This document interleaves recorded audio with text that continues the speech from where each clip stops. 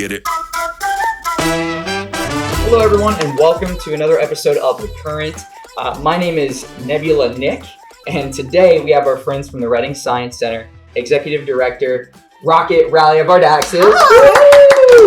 and Solar Systems Sarah. She's the Educational Director. So, woo!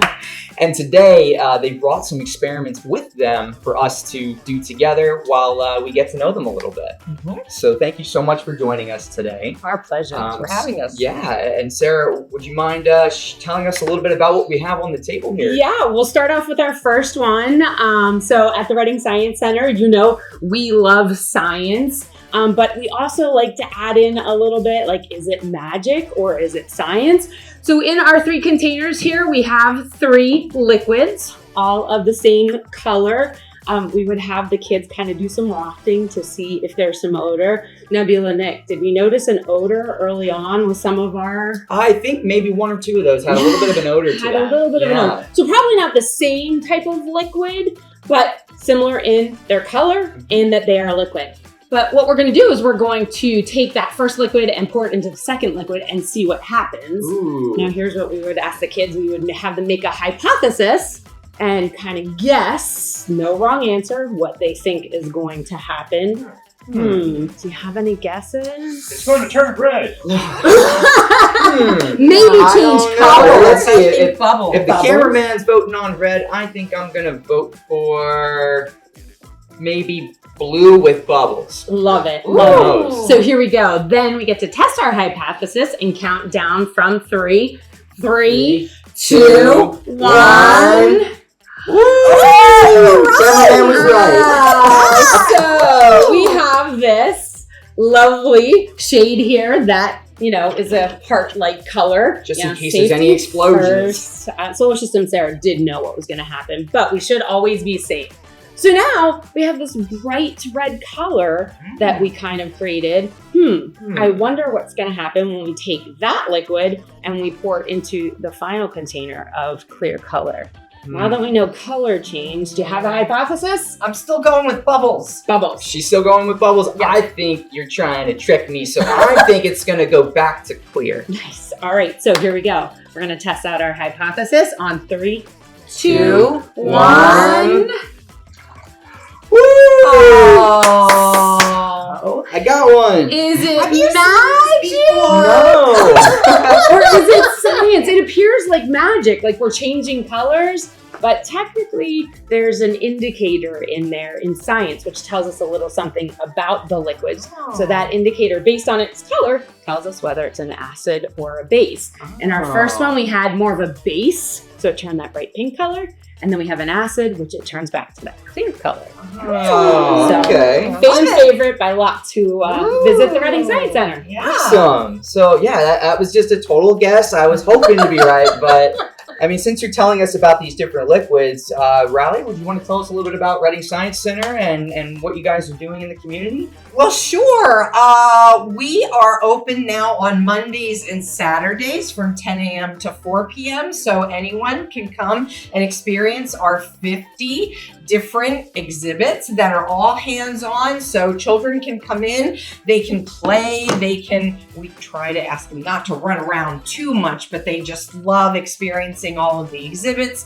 Every Saturday we have investigation stations. So it can be anything from making an ornament to understanding why evergreens stay green all year. That's what we're doing right now in January. In February is Heart Health Month. So Drexel University College of Medicine med students are coming out to explain all different aspects of the heart.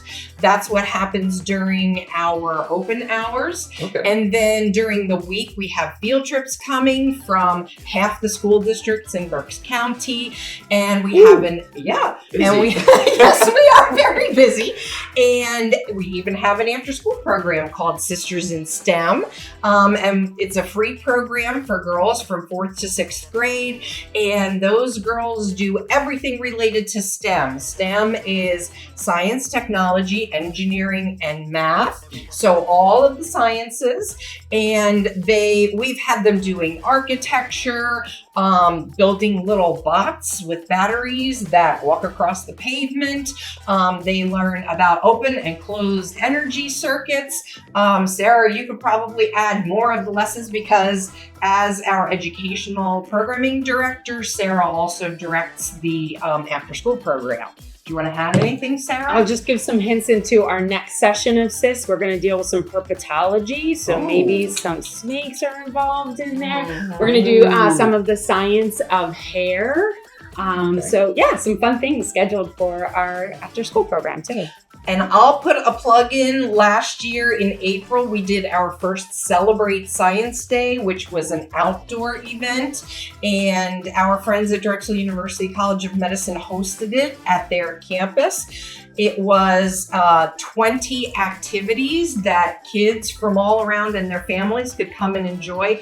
Free to the public, and we had 800 people come last year. Wow. We're very excited for the first year. That's incredible. This year it's going to be on May the 4th. Okay. And for all our Star Wars fans out there, may the Force be with you on that day. It is going to be a Star Wars theme, so we're hoping to blow out the attendance and double what we had last year. So please put the date on your calendar and join us again. May 4th. Okay, that's phenomenal. That's so cool.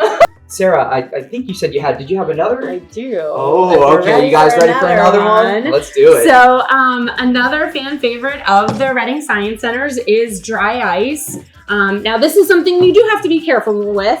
So we do have our safety goggles, only I am going to be working with the dry ice. So I'm gonna put some gloves on because if you think about the word ice, that in your head tells you it's super cold. Super cold, right. But dry ice is even colder than regular ice.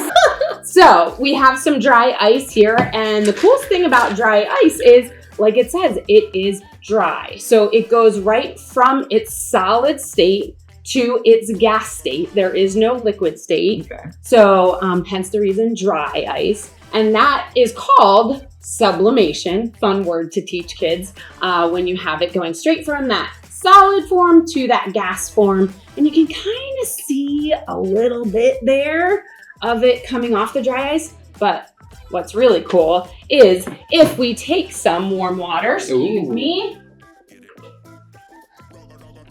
and if we take some of that warm water and we add it to our dry ice. Do you have a hypothesis in your head? We're not going to say it out loud. We're just going to have it in our head right now. It's going to break the container. It's going to blow up. 3, 2, 1. Woo! Love it! So, of course, dry ice is a fan favorite. That is so cool. Love it! What you see right now is an overproduction of it sublimating and it going to that gas stage with it, which is carbon dioxide, and carbon dioxide is a heavy gas, so that's why you see it kind of going down and then off the table. So one more real quick one, we use another kind of indicator here, and let's see if we can add a little bit of dry ice to this. Let's see, I'm gonna come back here.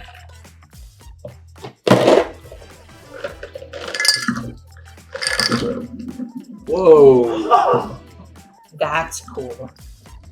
So as the dry ice goes into our indicator, we start off with that, that greenish color that we started off. That dry ice creates carbon dioxide, which is carbonic acid. Okay. So it's going from that base to that acid again, and we'll start to see it probably go like a little pinkish reddish color to it too.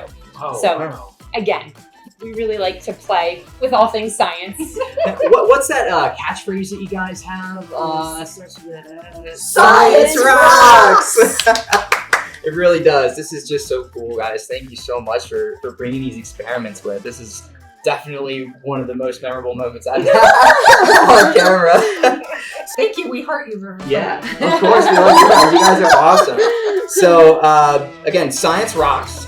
And, again, where to find RSC, ReadingScienceCenter.org. They also have Facebook and Instagram. We'll get those links out to you guys. And if you want to make your lives easier, keep following me. Thank you.